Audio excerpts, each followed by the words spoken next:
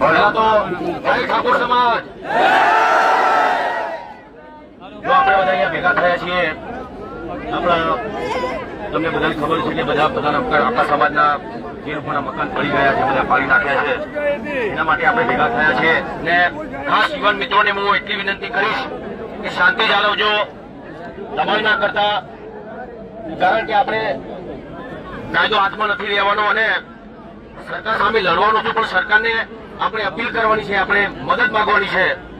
એટલા માટે સરકારને આપણે કહેવાનું છે કે અમારા જે મકાનો પડી ગયા છે એને ન્યાય તમે આપો, બરાબર ને?